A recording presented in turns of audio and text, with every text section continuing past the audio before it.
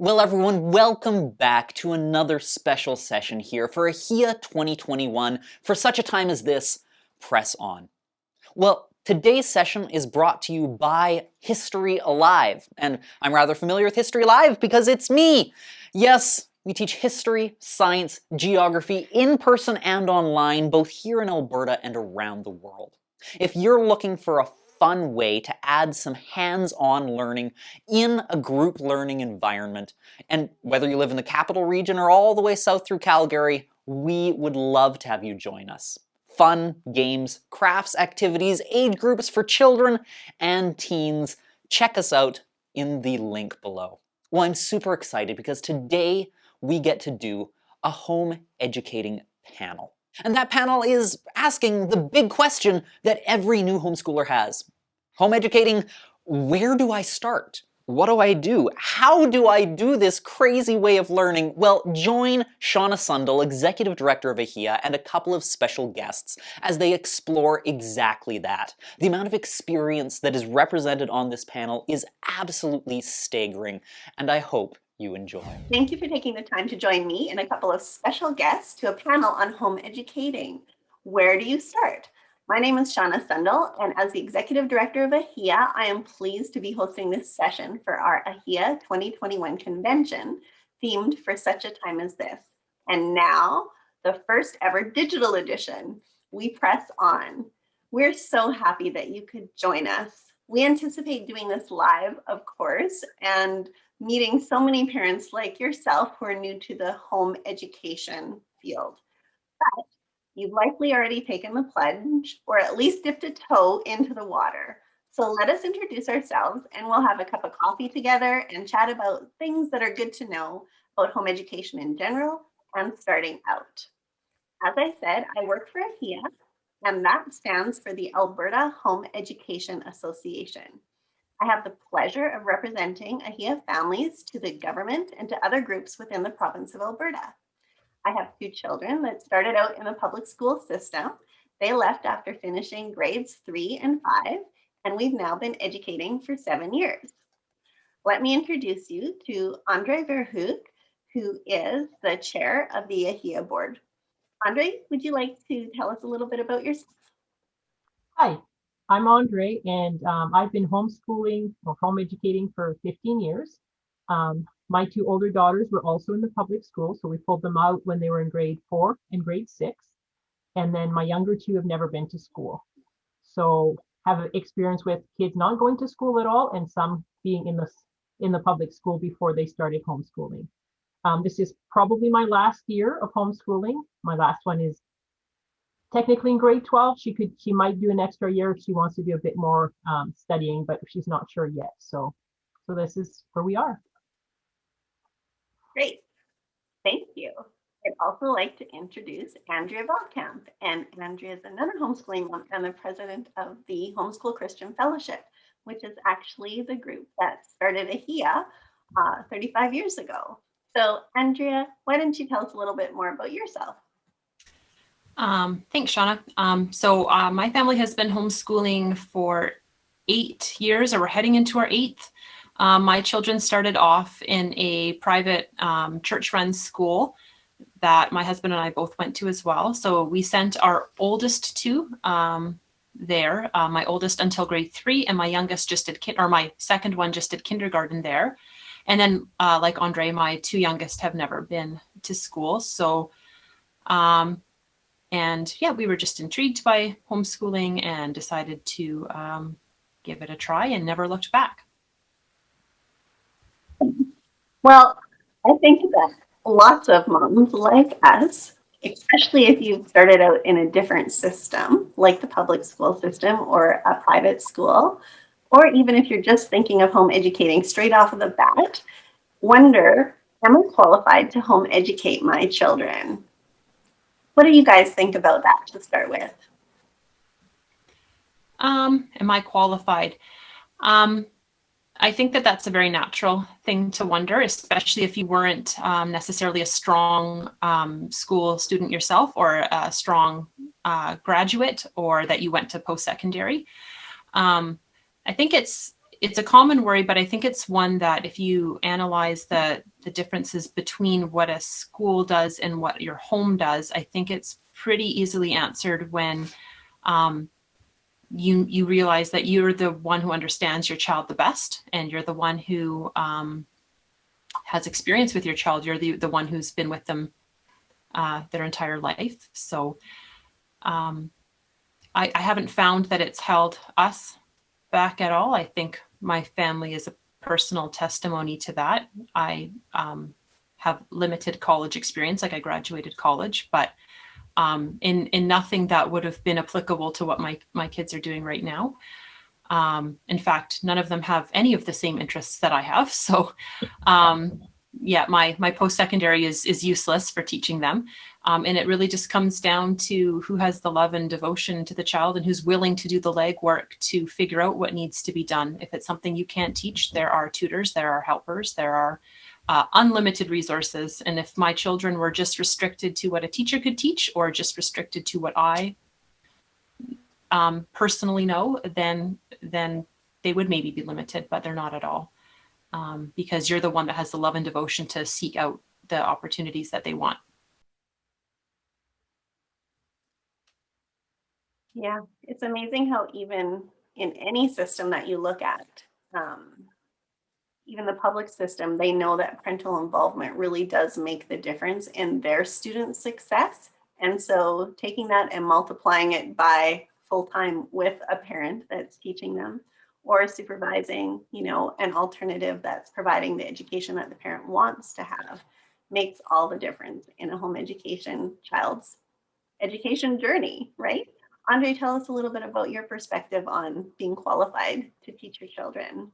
Well, I think also that the homeschool model is a lot different than the typical school model, because it's more one-on-one in tutoring, which school studies have shown that that's the best way to do it. And also, if kids have interest in specific areas and helping them and being excited about where our kids want to study, kids just flourish that way. So I think it just brings out the best opportunity. So even if you're, I just remember one of my girls crochets, and I taught her how to crochet, but I can't crochet.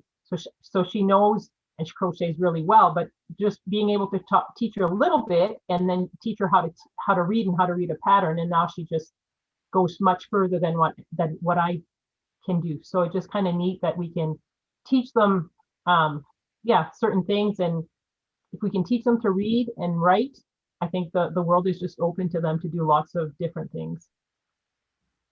I agree. I think that that's a natural progression of our children, is self-motivated study, because that's a real strength in home education, right? You can explore, as Andrew was saying, any kind of field that interests you, and the children are able to learn basics and also have as much time really as they want to spend, because home educating families don't need to take as long as school takes.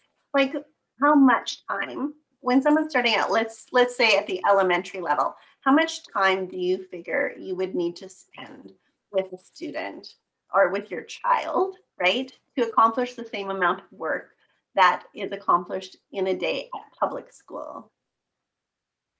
We've actually done this as an experiment because my husband is a teacher, and he, when he started teaching from home last March, we took a log at how much he would have been spending in class doing the roll call, doing this and doing that, right? So we've had fun experimenting with that. My family is full of teachers. And so, yeah, no, how long to do grade 1 work, let's say. It's about I think I remember spending about an hour when my kids were that young. Good one-on-one time, about an hour. I'm trying to remember. I know it did increase, like it increased till a fair bit longer. But yeah, that's not an 8-hour day or a 7 or 6. I can't remember how long most schools are. So from 1 hour, now it's high school, and that's the longer days. But those are graduated learning curves where the student's taking initiative in spending that time. It's not like you need to spend 7 hours with that one child. How much time would you say, Andre? And then I'm going to ask a question about of course, teaching multiple children, because most of us don't just have one child. So Andre, go ahead and give us your answer to this question, and then maybe we can talk about teaching more than one child at a time. Well, I think if we come back to one-on-one, you're tutoring your child, so you're specifically focusing on where he's at, where that child is, and so it takes less time, because in a classroom of 30 kids, you spend a lot of time disciplining. So you might, if you have even in high school, if the class is 75 minutes, you don't teach for 75 minutes. You'll teach maybe for 40 minutes, and then you might do some homework during that class. So I think it just takes a lot less time. I think probably high school, probably an hour per subject would be a good time. And yeah, just depends on what they're doing. But in the elementary school, yeah, an hour for grade 1. And then the rest of the day, you're enjoying what they want. They're still learning, but just not sitting down at a desk and learning. I think people underestimate how much teaching they do before people enter school, right? So there's a natural learning curve that's already building between a parent and their children. You know, nobody really starts kindergarten in a formal setting without knowing their colors or, you know, shapes and their alphabet. Often they've learned that some children already are reading, some aren't, but parents naturally know how to teach their children. So home education really is a continuation of that relationship. And so it's quite interesting to me. All of us have had the experience of having our children go into a school setting, and all of a sudden it's like, well, what the teacher says, you know, is maybe suddenly competing with what mom and dad say, right? And it's very interesting, that shift in authority. So we'll talk about that a little bit later too. But right now, let's just go back to the idea of taking time for your individual students. What happens when you have a bunch of them? Because not everybody has, you know, a small family of 1 or 2, even 3 or 4, right? There's many families that have chosen to have, you know, larger families than that. How do people cope with larger families and managing life, schedules, different age groups? I only have 2 children myself, so I know I've talked to many families that make that a successful and involved thing, that everybody contributes to what's happening in the day, right? But what are your guys' thoughts on that? For me, with the younger 2, probably learned a lot of stuff with their older 2 siblings. There's 5 years between the first 2 and the second 2. So a lot of times, some of the stuff, especially if you're doing history or social studies, or you know, they would just be sitting at my feet when they were little, and as I'm teaching, and they're listening to the stories or listening to the projects we're doing, or you know, when it comes maybe to math, it's probably more specific, because the younger ones don't have the abilities to do the same math, but science, and the same with some of the science. But we did a lot of the stuff together, and yet the younger 2, especially the youngest one, just had to learn as much, and maybe the questions weren't as difficult for her, or my expectations of her writing weren't the same as the other ones. So there's kind of more unit studies, or just sitting there while we're doing everything together. What do you think? Yeah, I would echo that. We do a lot of stuff together. I know a real popular thing lately is that whole like morning basket, kind of morning time all together, which is exactly how my kids range 8 years from the youngest to the oldest. So, and we just do a lot of our our Bible reading, devotions, history reading, all those things together in the morning. And really, I mean, until they kind of hit like maybe the 12, 13-year-old age, really their only individual work outside of that was math, and then kind of a language arts, writing, grammar, spelling type curriculum or whatever I was using at the time. And then those are the years where they really learn how to learn. And then when they hit that grade 7 age, that's when they were sort of ready for a bit more of an independent, self-driven thing. So that's when I would hand them their own individual, you know, science and their own individual whatever. And they kind of thrived on that, because now it was something that they had to have responsibility for. And I think that's something that's very underestimated in the homeschooling world is, especially if you talk to people now who had their kids do online learning, they'll look at me and they'll go, well, how did you homeschool? Like, how do you teach all 4 of your kids? I'm like, well, I didn't. Like, I taught them all together, helped them with their individual work. And if this doesn't sound too awful, I don't think I've taught my my current oldest, since he was like 12 years old. He's a self-learner, right? So I'm there to guide and I'm there to help, but I'm not like teaching him, reading it and teaching him the concept. He's learning himself. So I think that's a big misunderstanding in the public school world or in the brick and mortar schooling world. So And yeah, I think when you were probably oh, sorry, Shauna. okay, I was just going to say, Andrea, I think you said it's misunderstood in the homeschooling world, but you meant about the home education world. Yeah. People outside don't really realize how much this love of learning is a big feature about what we want to foster in our children. And so instead of putting them in a larger classroom or an environment, even in a smaller school, right, with more children, being able to allow them to be nimble in their learning, right, whether it's to slow down or to speed up, is really an amazing feature of home education that makes our brains stutter when we're so used to thinking about education progressing in certain segments, and there is no exception, right? Rarely do you see people skipping grades. Some do, but home education is totally about molding education to your child, and each of them is individual within a home. So you might have some children learning different. I know this was really hard for me when I had home education friends before I started to quiz them.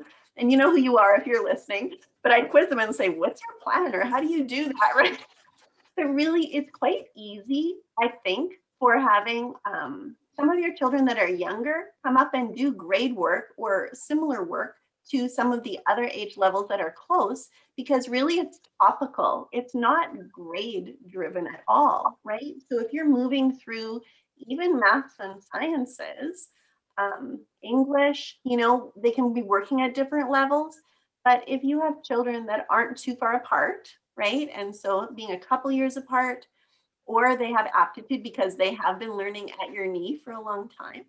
It's really interesting to see how you can have them come together and kind of be study buddies also, right? And then they kind of grow in their strengths, right? And that's where you foster that individual interest in certain fields, because everybody's not going to end up doing the same thing. So home education, again, has an advantage where you're able to customize to their interests at an earlier time. What were your thoughts, Andre? I was just going to talk a little bit about reading, like when teaching, like my youngest one to read, while the other one was already reading. So that would be time alone with her. Well, then the other one would be sitting and doing her private reading or reading to herself or doing something small, or maybe doing her math while I was doing something, something she could do on her own. So there's those, maybe sometimes we need to have them separate, but for the most part, they can just learn, like you said, all together until they hit high school, or they decide that they want, grade 7, 8, 9, where they have more their specific, interest or grade levels. And then just the expectations are different. If you're doing some grammars, they might be learning everything about the punctuation, but when they're writing, you just expect something from the older child more than the younger one. So. I think that's especially true with a class like history, because to me, history stands out as one of those key topics that's really important to home educators, that doesn't get taught in other models as often or as much. And I just love talking about it because I'm like, history is a cause and effect sequence that's really important for kids to learn, sequentially.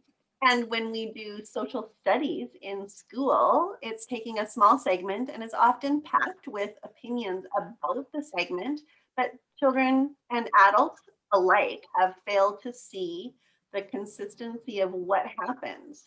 and the cause and effect in history, which of course is so critical to being a wise citizen in a country. As an adult, right? We're trying to grow kids that are going to be good citizens and good people contributing to our society. History is an amazing teacher on that. So when we do a history class, isn't it great how you can have different assignments? You can read about something, but you can have different assignments and different depths of research that you can give to different age levels, that the kids have something they can talk about in common, or you can have like a craft or an activity mapping. What have you guys done around the history topic? Or do you have any other examples of subject matter that's easy to blend like that because you're giving different assignments to different ages? I'd say history is my best example of that. That was something, I remember my dad always being frustrated when I would come home from school and he'd be like, oh, so, oh, you're doing, this in social studies. Well, what can you tell me about that time in history? And I was like, well, I don't know anything about the history. I'm learning about the social studies. And he could not figure it out how I didn't have history and geography, because that's what was always taught when he was a kid. And that was his number one request when we decided to homeschool. He's like, can you make sure your kids know history? And I think I've succeeded. That is probably my favorite thing with the kids, is just reading aloud from history. And it is always amazing to me how much the little ones pick up over. And then, so now I have an older one who does a bunch of his own research and history and likes to take extra courses on that. And he still sits in when I'm doing my history read alouds.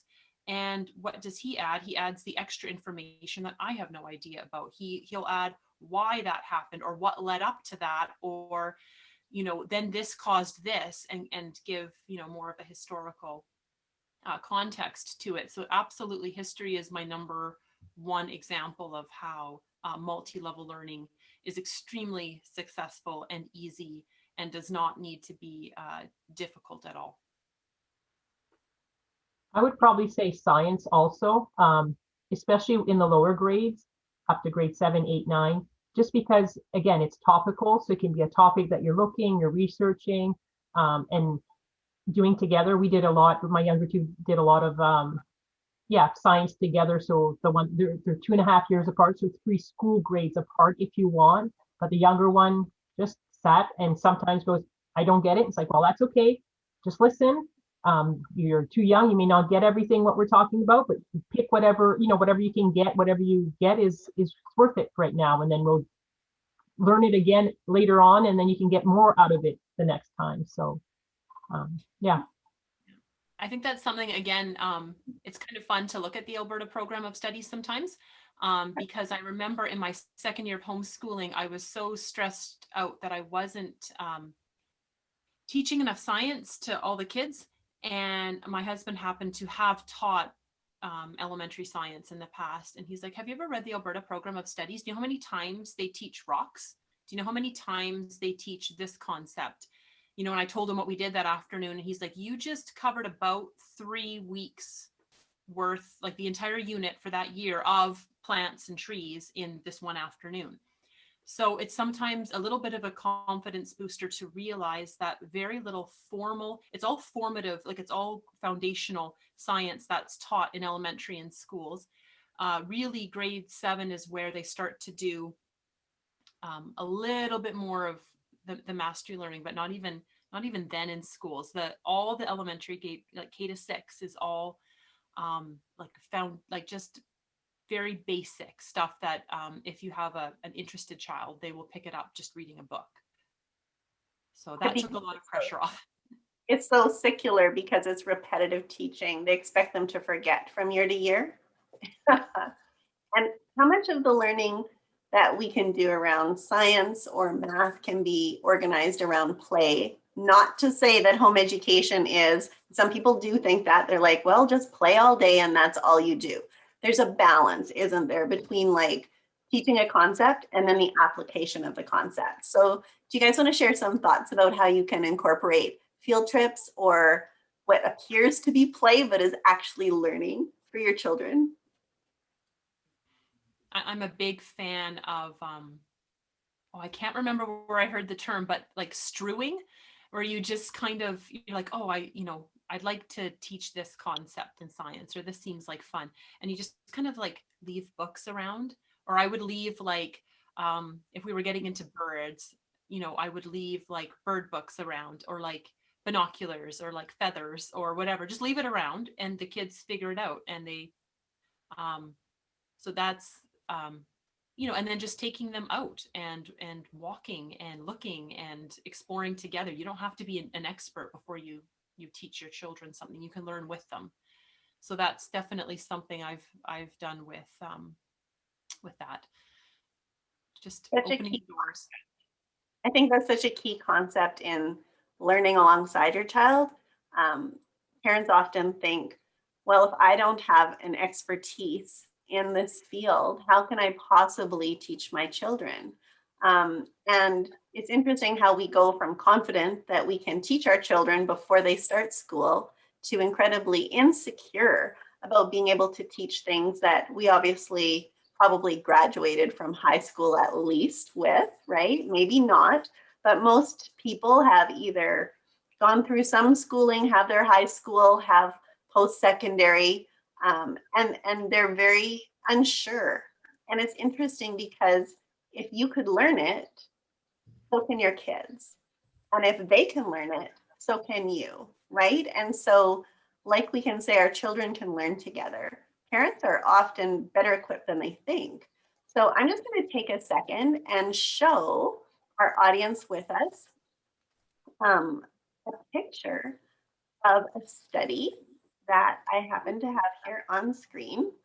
This is a copy of the front cover of a research paper done by Dr. Brian Ray, who is quite well known in home education circles for doing research about home education.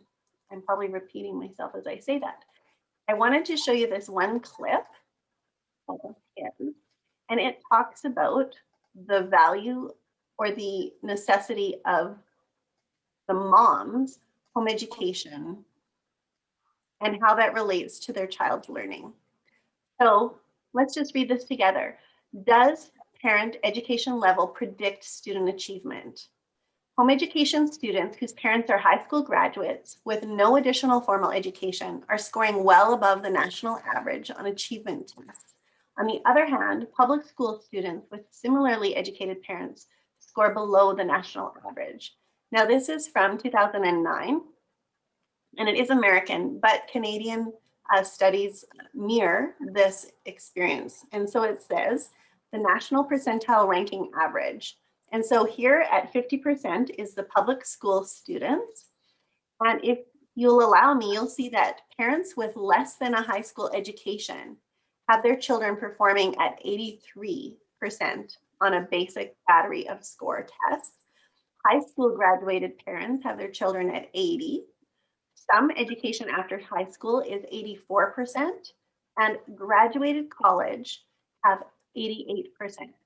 So home educating parents, no matter what their educational level, are having children produce 80 to 88% compared to a public school student at 80 or at 50%.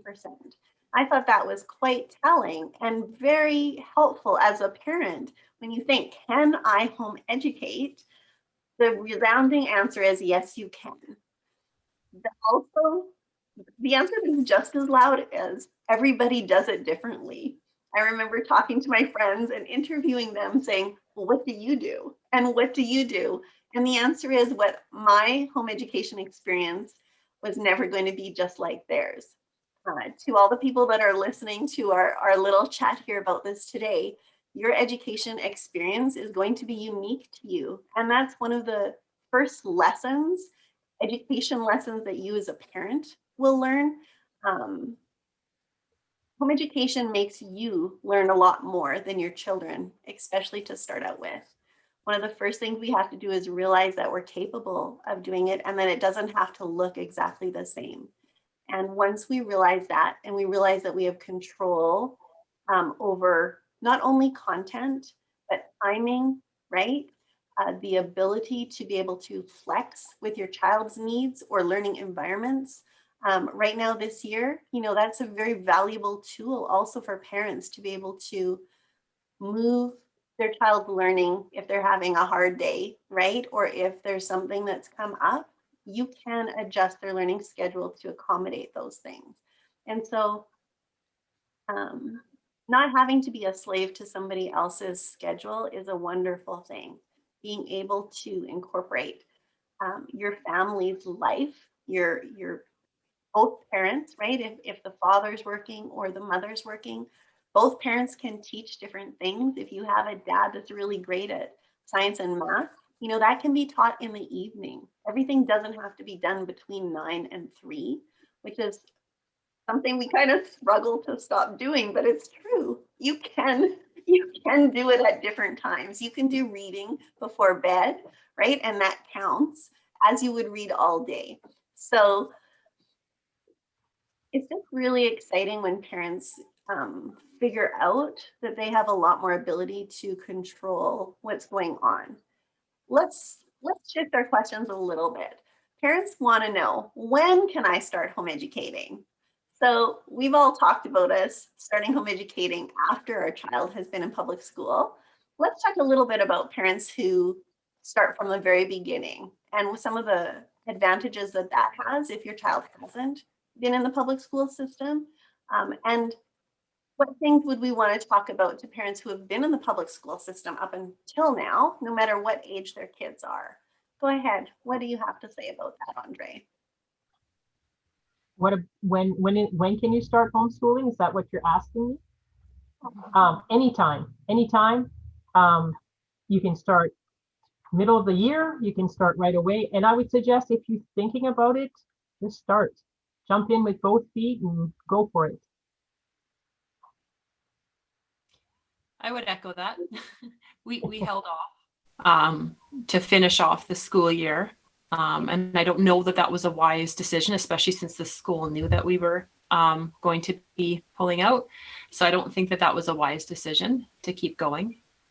But yeah, if you're a parent who's thinking about homeschooling and your children are not like school age yet, I think there's a bit of an advantage to that, because you don't have to do the process of deschooling that we talk about so often. The child has no experience in the school, so you don't have to deschool and get that construct out of your head.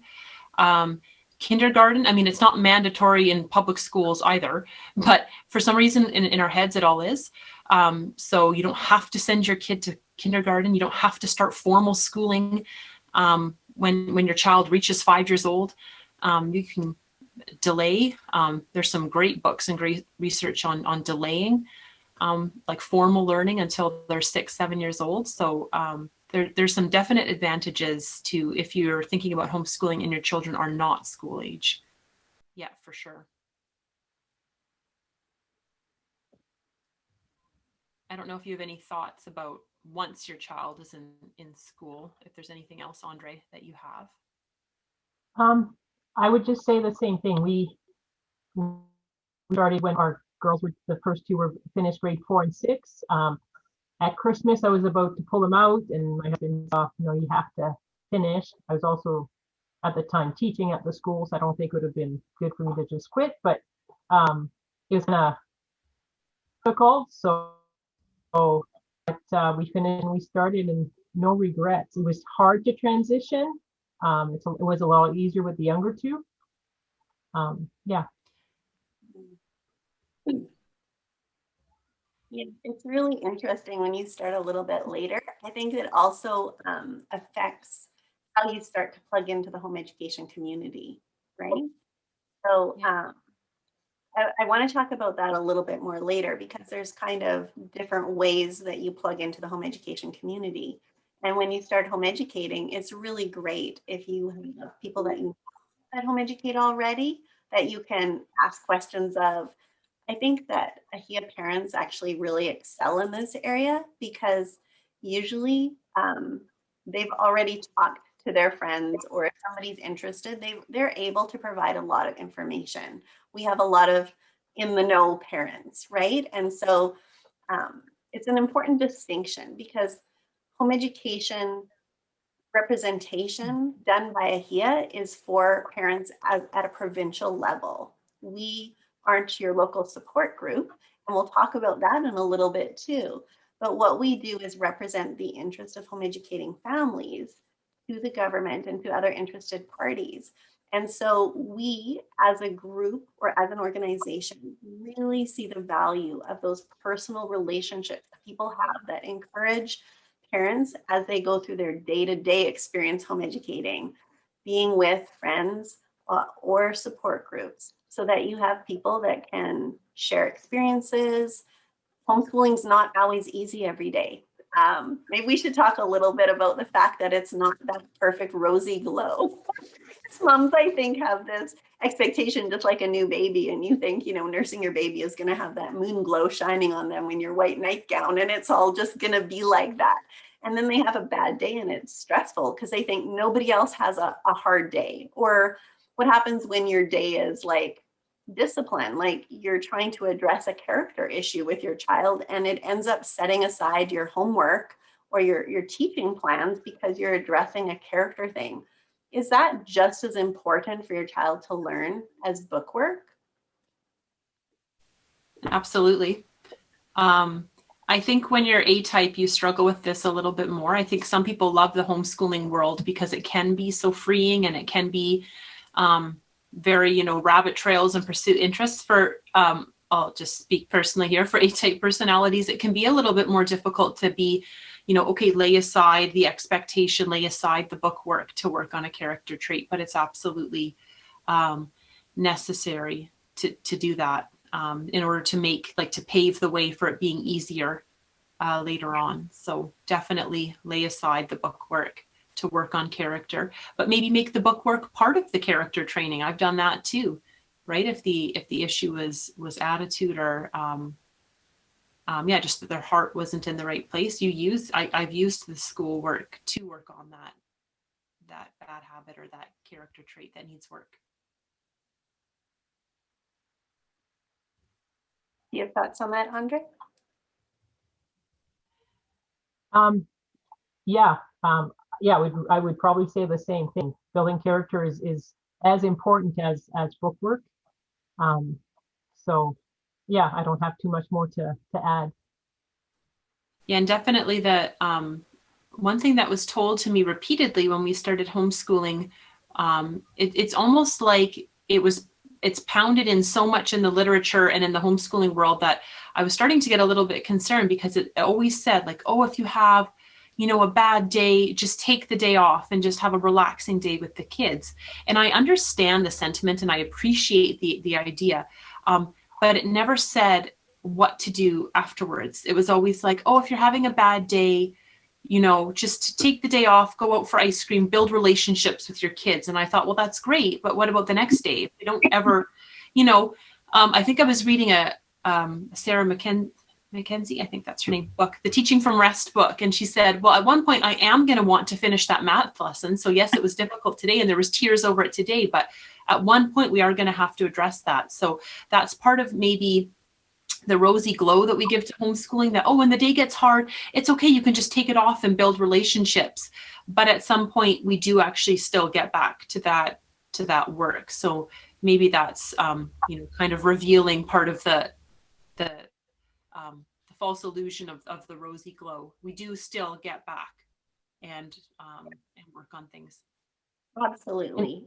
I think that's another scheduling thing, because I'm like, I've heard of families that are like, they work for 6 weeks and they take a week off, and they work for 6 weeks and they take a week off. Like, it's just totally different than what they would do in a regular school system, right? Other families, they work diligently after the fall, because in the fall their family is busy with harvest or other work that relates to their life, and they do a lot of their homeschooling work during the winter season because that's when they have set aside time for it. Other people are done a lot earlier, right? They're done now in May or earlier than June because they have progressed through the work. It doesn't need to take all the many weeks that it can take in a system where you're waiting for everybody to learn together. What are your thoughts, Andre? Well, for us, once we moved to the farm, a lot of the our school started with an hour of chores to do every day. So the kids had to go out and water cows, feed cows. So that was part of their regular day, and it started at 8. So we weren't in books at 8 o'clock or 9 o'clock. Sometimes it started at 10 just because chores had to get done. Cows were out where they weren't supposed to. That was part of their schooling too. But some of those things were interesting too when you have the vet come and you have a cow that's dead, the vet's cutting it up. So she's teaching the girls what this part is and what this piece is and stuff like that. So there's different things and it's just part of life. Oh, But it's not rosy, like we've said. Lots of tears.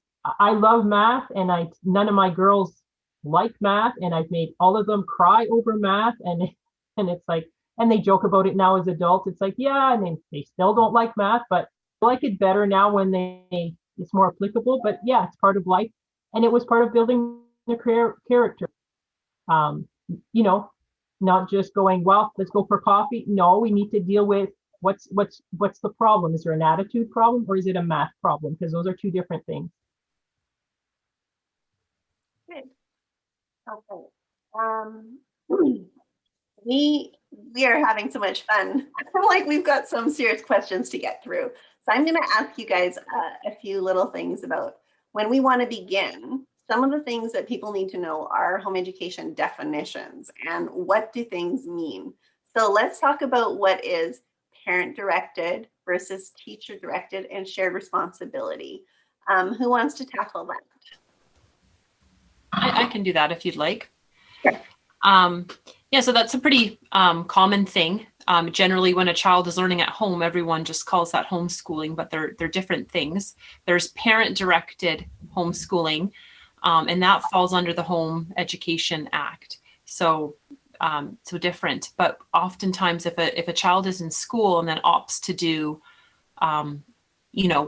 school at home, but is still wanting the teacher or the school to direct the learning, mark the learning, grade the learning, direct the education, they'll opt for what is called teacher directed or aligned, blended, all different terms that we've used for it. And that technically doesn't fall under the Home Education Act. That falls under the School Act because the school is ultimately still responsible for that child. AHEA is more concerned with the parent-directed homeschooling. And then there's different options in that route as well. I don't know if you want me to cover that as well. Yeah, let's talk a little bit about supervised and unsupervised, because this is an exciting thing that just happened this last fall. Starting in September, we were able to see the government offer notification only, no funding. So why don't we unpack that a little bit? Okay, so once you decide that you'd like to follow the parent-directed home education route, there's a few options that are available to you. It used to be that you had to register with the school board, and there's many around Alberta that you can register with as long as they accept the parent-directed homeschooling. And typically you'd have to register with them, and they would help you with filling out your notification form to the government. You're laughing. Why are you laughing? Like we notify, not register, because that's a really big differential in our minds. And we can talk about that after you're done. Okay, so you notify. Notify. I mean register, because you have to register with them, and then they help you notify. So it's like, anyways. So after that, and then if you need help with your children's education plan or any questions that you have, generally the school board will assign you a facilitator that helps you with all of that. And then because Alberta is one of the few provinces that does offer funding for home education students, the school board receives the money from the government for you being registered with them or your child being registered with them, and then you are entitled to a portion of that so long as you submit receipts. But the new and exciting thing is that isn't all necessary anymore. Do you want me to talk about that, or do you want to talk about that, Shauna? I can do that. So notification only, no funding is as simple as those 4 words. If we're kind of in an exciting time in Alberta history here, because we've got 2nd generation homeschoolers, and so they've now grown up as home educators, and they have their own families. And some of them are like, I totally know what to do. And so, of course, when you're getting funding from the government and you're with the supervising authority, the funding goes for those 2 supervised visits that are done by a teacher that's hired by the supervising authority to come and check on the progress. So they're not the teacher of your child, you are. They are sent to make sure that learning is progressing. And that's why you review your education plan that you have to file with them. Notification only allows you to notify the government that you will be home educating, and you forfeit your ability to get any of the government funding. Neither though does the government then come and visit your home in order to assess your learning progress. You do not have to file an education plan with them. You're responsible for that yourself. And so, of course, we still encourage you to make a plan for each of your children so that you have some idea of how you're going to get through that learning, and that you are making complementary, and sequential learning plans from year to year so that your child is moving through the material. But with notification only, no funding, you do not have to submit a plan. You notify only, and there's no funding. So it's as simple as those 4 words. The reason that was really exciting is he has advocated for that for many years. And it actually makes us the sweet spot in North America, because in Alberta now, we have the ability to choose between having notification only, no funding, supervised visits that do give you some government funding in order to spend your $850, which is exactly how much you should get. The supervising authority gets another $850 in order to facilitate the meetings that the teachers come and do. And so some places have one or the other, but we have both.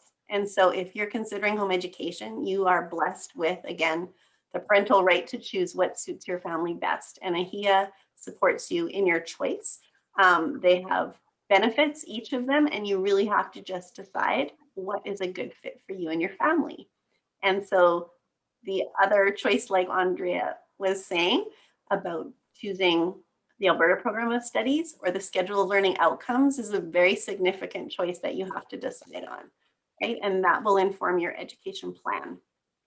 I think we just talked about student learning outcomes. That will be based on your education plan. The Alberta Program of Studies will follow the scope and sequence that's expected per grade. And so those things are all available. More information is available. Who is responsible for the education of your child in these different models? If you're doing home education, it's going to be you. Now, there's a really big difference between home education that's parent-directed or traditional and the school model. Some people start to hear about something called blended. And blended is where a percentage of the learning is done by you, the parent, and part of it is done by a teacher. And so funding is affected by that. AHEA works very hard to promote traditional and parent-driven, but part of blended is when someone does a little bit of home education as well as having a teacher do it. So if you've got questions about that, you can contact any of the home educators that you know, and they will probably tell you how great it is to be able to, especially in the younger years when you're starting, to be able to start out as a fully parent-driven teacher, doing the work with your children. And as you grow, like both of you, we're all like at that stage where we've got kids in high school. Or Andre, I think you've had 3 graduate already, right? Tell us about high school and how that kind of went. For us, because the girls were not interested in going to university, so we didn't go and do diploma, so they were traditional the whole way. So we focused on, they still got a high school education, just not the Alberta. So to get a high school diploma, you need to get so many credits like they do in the high school. And for us, that was not important. So we were traditional. So they just studied, still did some music, still did science, still did social studies or history, math. And then when we felt that they had learned close to grade 12. Most all three did an extra year because they wanted to do more music, or had different interests and wanted to finish a few more things. So, and then when we felt they were done, then we said, okay, you've learned enough of what we felt was important, and then you're done. And then they all went into the workforce. A few of them went to a Bible school for a discipleship program, for one for 2 years, one for 8 weeks. Yeah, and they're all working and just not decided that university wasn't quite their thoughts at that time. One of them is considering it now at the age of 25. But at 18, I asked her, I said, would you been ready right there? She goes, no, I didn't know what I wanted. Now I think I know what I want to do. So sometimes high school just needs a bit of more time to finish and figure out what they want to do. So the schedule of learning outcomes is what the home education regulations would provide to ensure that children have learned a basic premise of topics or understandings in our culture, so that we have things to aim for throughout the 12 years. It's important for people to understand you do have their whole education to understand those things, right? So it's not like you have to learn that list all in grade 1, or they don't wait all until grade 12. Like Andrea was talking about, if you understand that these are things that are built up and they can learn them at any time, I think that's what gives us some of that freedom to be able to adjust the learning schedule. So yeah, like in science, you're not expected to learn specific topics. What you're supposed to learn is how does what is a science experiment? How do you do that? You have to do, so you have certain things that you have to learn out of that, but you can use whatever topics you want. So it's not like in high school when when you do physics, you have to do, or in grade 6, you have to study the plane. I don't know if they still do that now, but the parts of the plane. Well, if you want to do that in grade 4 or in grade 9 or whatever, you don't have to do it at those specific times. So there's outcomes that you need to learn. You need to be certain things, but it's not topic driven compared to maybe in the school system where it is. right. So timing is within the parental discretion. Right. Yeah. Let's move on. I'm like, we're having so much fun. Time's kind of flying by, and people are going to get their money's worth with our talk because it's going to be more than 45 minutes. So let's just talk a little bit about socializing. This is a myth, of course, that's been busted forever, but sometimes home educators still get asked, do your children actually get socialized? Why don't we talk about how hard it is to not socialize them? I think because we're so intentional, generally, we think very carefully about the activities that they're going to be doing. The level of socialization is very different than throwing 20 kids of the same age together in a classroom, which is incidental socialization and peer socialization. So when home educators think about what kind of activities their kids want to do, generally it's multiple ages like learning. So you have, family, like who is their main influence? It's going to be their family, their extended family. Any activities they do, so whether that's music lessons, any type of sport, it's just a very different type of socialization. And the expression I always like to use when I was questioned, like, well, aren't you worried your kids are going to miss out on the social experiences they would get at school? And I remember thinking, well, what makes you think I want my kids to have all the social experiences that I had in school? I don't really want that. So there's definitely a different level of involvement and control that you can have as a parent in terms of what type of socialization your children are involved with.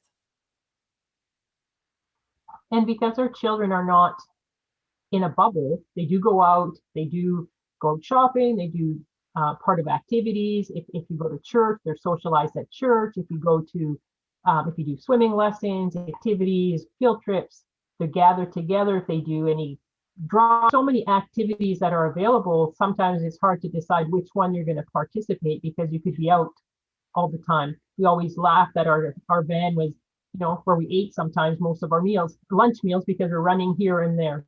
There's so many opportunities with, because of all the large communities of homeschoolers that you can just join some of the activities and they get to play with younger kids, they get to play with older kids, they get to And it's more, the age seems to be less of an issue in homeschooling activities than it is at school. You're allowed to talk to Johnny who's in grade 2, even if you're in grade 5. And same thing, if you're in grade 12, you might be helping out the grade 5 who's sitting by himself because he feels alone. It just seems like a more of a normal aspect, because when we go into the real world and we work, we're not working with only people of our own age. We're not all with our friends. We're with the multitude of people, and our children in homeschooling sometimes learn to talk to adults because they're forced to. They're forced to talk to mom and dad, they're to talk to grandma and grandpa, and everybody else they meet, they tend to be excited. Someone comes at the door to deliver a package, and all the kids are there to say hello. Yeah, they're usually quite social, and they have the ability to interact with intergenerational, relationships, which is really wonderful. And I think that actually portends, good things for them when they want to experience work opportunities. They actually have a large network of people who can mentor them or talk to them about career opportunities. They have the ability to flex in their schedule so that they can go ahead and work or observe people at work. And so there's a lot of really good things that happen. Now, some people might say, is it going to make my kids weird? So have you ever got asked that? And I'm like, people use weird as it's a weird word, because how do you define normal and how do you define weird, right? I think we all know kids that we might call those things no matter what school system they're in. So tell me kind of what your thoughts are for parents who might worry that home education is going to make their child into someone who is weird or unable to interact socially. I would first ask them to define weird, because that's, yeah, you're right. That is a term that can be thrown around. Yeah, I was a weird schooled kid, so I don't think that the method of education determines how the child is going to be. Yeah, I have not. Usually, I get more the comment like, "Oh, I couldn't tell you were homeschooled." I'm like, well, good. Maybe that's not a good thing. I have no idea. I will tell you how I identified a new homeschooling family in my church. We were at church one day. There's very few homeschooling families in my church. And I saw this new family walk in about 4 or 5 years ago. And I said to my son, go introduce yourself to that boy over there. He's homeschooled. And my son looked at me. He was like, well, how can you tell? I was like, well, look, he marched in here, walked straight up to the minister, introduced himself and shook his hand. That in my experience, that is children who are homeschooled know how to speak with adults, and that's kind of my indicator as to. And I mean, I know there are public schooled kids who do the same thing, but just that's my personal indicator as to who a homeschooler is or not. So can they be weird? Yeah, I have a feeling that has more to do with their influences on their life than the fact that they're like how they're schooled doesn't affect that. I would probably say that what people see as weird is maybe our children being able to be themselves and be very unique.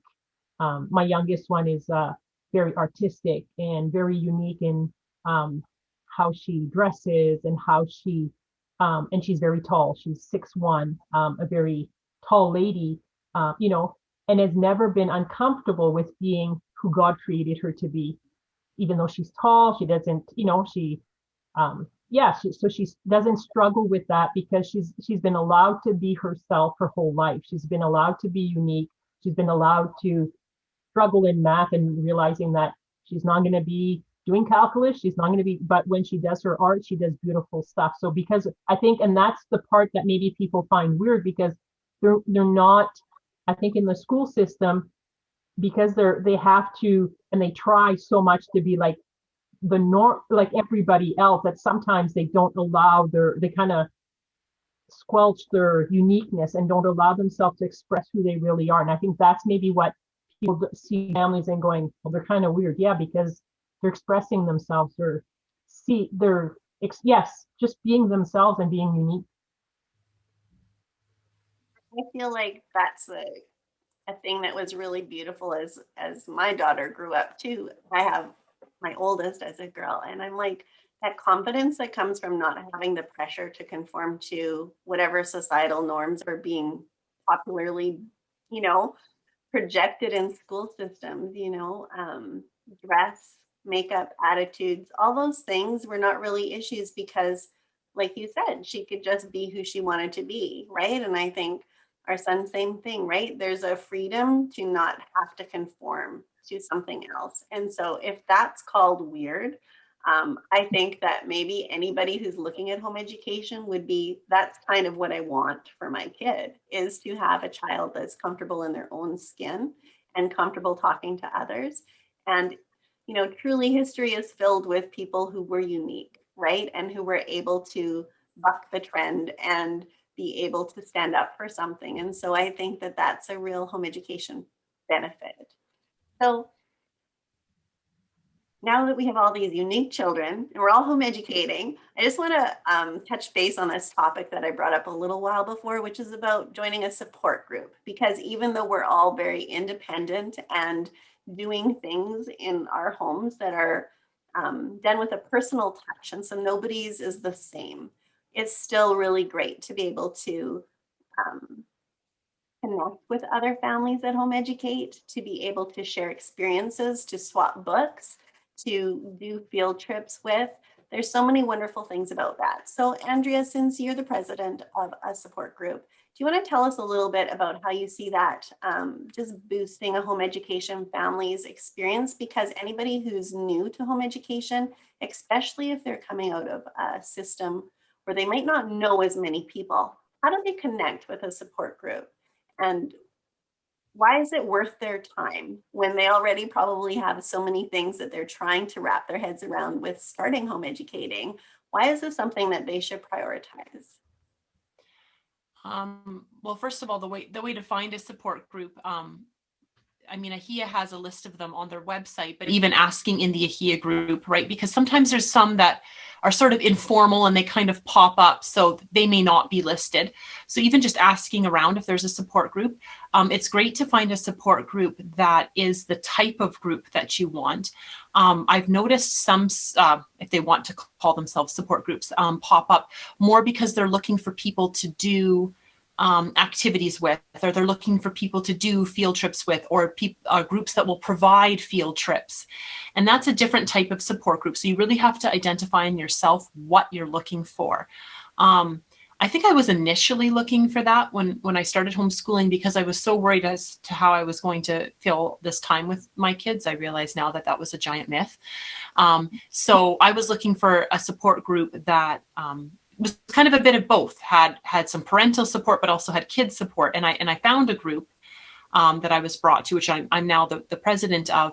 And it was a group that offered ways for the kids to interact, but also had monthly parental meetings. So, and that proved to be invaluable, because I think that if I think of the homeschoolers that I still communicate with the best, keep in touch with the most, are the parents that were in that, or that are in that group. The group has waxed and waned over the year. It's gone from having quite a high a number of people to quite low. And I think that ebbs and flows with the number of people who are pursuing homeschooling. So I have a feeling it's going to grow again just because of the number of people. But I think it's really important to plug into that community, because if it's not something you feel like you personally need, maybe you're in the place where you could be giving back to the community. I took from the community for a number of years before I could start contributing back to it and forming a valuable resource with others. So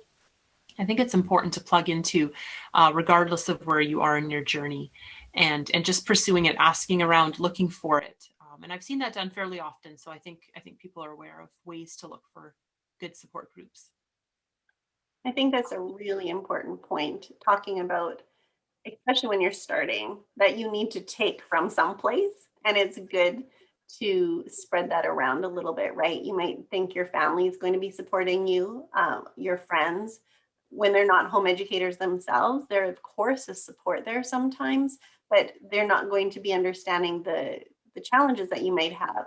And transitioning from being someone who needs something to someone who's giving back to the community is just a really good way of looking at it, because sometimes people disconnect and they think I'm done, right? But mentoring others is a very important concept. And I think that when we model that for our children, home educating families also are very civic minded, whether it's, in their communities, totally outside of home education, within and without. This is how we raise good citizens that are civic minded, that see the potential to contribute, in the community league and at their church and with the local sports team, and they're involved in their children's lives too eventually, right? And so we really do have this attitude of building a person that's good, right? And part of that, of course, AHEA has a Christian perspective in how it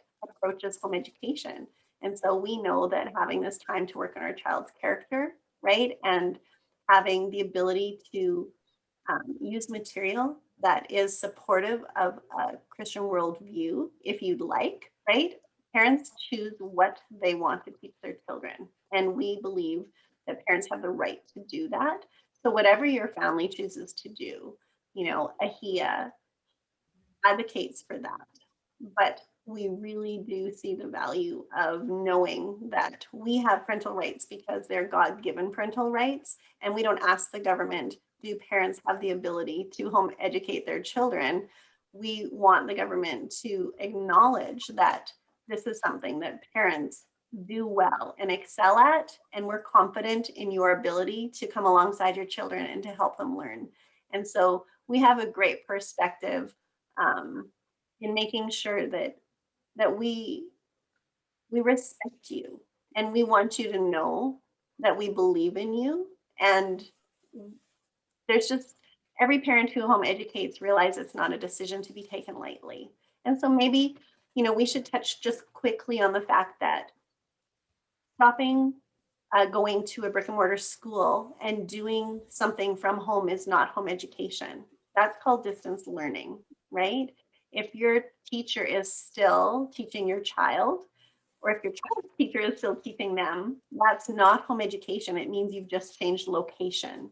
And people have often done remote schooling, right? Distance learning. Home education, that's traditional, is where the parent is involved in the teaching. You have the ability to direct the curriculum and the timing of that, and also the testing of it. So there's a lot more control, and that's something that's very empowering, because you eventually realize that somebody in the school system is just making those choices that have to affect a whole classroom, where you can make those choices and change on a dime. If you've picked a math curriculum that your child doesn't work well with, they don't get it, you can just stop and you can go and pick a different type of textbook that might work better for them, and you can change right away instead of waiting for a whole year to pass and then start again. So I'm actually just going to quickly share the AHEA website, because we want you to be able to look at the, this is what I'm going to share. We want you to be able to look at our website and to find something. So if you're here at our convention, you most likely have been familiar with this convention tab where you could join. About home education, there's a ton of information in here. And if you're interested in finding curriculum, we have a list of curriculum providers in this tab. If you're interested in some of the information that you've heard here at our talk today, you can go to publications and click on our ABCs booklet. Under here, you'll find two booklets that we produce. One is a booklet that describes what the Alberta Home Education Association does for you. And being represented under this model of education is really important. If you'd like to support the work of AHEA, you can also stop in at this tab that says donate, and you can make a donation on a monthly basis or a one-time basis. But if you go here to the booklet, you just have to click request access, and you'll fill in some information. It'll get you on our mailing list, and then a lot of what we've talked about will be under this booklet here called the ABCs of Home Education. So We also have an office, and you can reach out to us if you want via email or call this phone number, and you'll be able to reach us. We also have a mailing address in case you want to send a letter or a question. So let's just see. Is there anything else that we need to talk about, girls, or are we wrapped up? Maybe the only thing, Shauna, is are we going to let them know that if they have questions, they can join us later? Yes, thank you, Andre. We wanted to have maybe a live Zoom meeting with you if you enjoyed this chat and you want to ask us some more specific questions, because we actually have run a little bit over here. We had a whole list of only 10 things, but we had such a good time chatting with it and chatting about it with you. I hope that you enjoyed the talk as well. If we look at our calendar in June, which is when the session will run to, you'll be able to see this talk starting on June 3rd, the kickoff day. No, it's not going to be released on that day. It's going to be released on Friday, the 4th of June. So if you're able to join us, let's say is everybody available on June 23rd? We were going to talk about this ahead of time. That's a Wednesday night. I'm sure. Yep. We will put something in the notes here so that when you're listening to this talk, you'll be able to find the date and the time. And when you get in touch with us, we will send you a copy of the Zoom link, and you'll be invited to come and have a chat with Andre and Andrea and myself.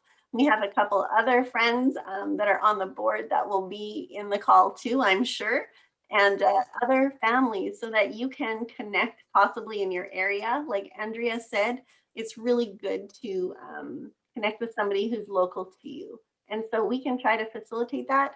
AHEA is not a support group. We're a provincial representative body, and we really want to encourage direct contact with families in your area that you can be befriended by and encouraged by as your education experience moves on. So we hope that you have gained some knowledge, that you know how to get the booklet, ABCs about home education. I'd just like to take a minute to thank Andrea and Andre for joining me. Thank you, girls. Thank you for having me. Yeah, thank you. It was really fun. Hopefully you'll be able to be in touch with us. And if you need the website again, it's www.aheaonline.com. Welcome to home education. It's a lot of fun, and hopefully we'll see you live at the convention next year. Okay, bye. Well, everyone, I hope you enjoyed today's session. Just a reminder that you can check out the rest of the sessions here for the entire month. Be sure to check out the virtual exhibit hall, where we have dozens of great vendors from across the province and beyond, with great promotions on during AHEA. Don't forget to take advantage of the Buy It Here program, where you can win some cool stuff, and it's not too late to get your tickets for the Phil Callaway comedy event on Saturday evening. Even if Saturday evening has already passed, it's not too late, because you can watch it until the end of June. Now, if you'd like to get tickets for that, you can visit either aheaonline.com or click on the link in the video description, where you can save $10.50 off a family pass by just signing up for the AHEA newsletter. We'll catch you guys then. For the last time today, I'm Daniel Allers.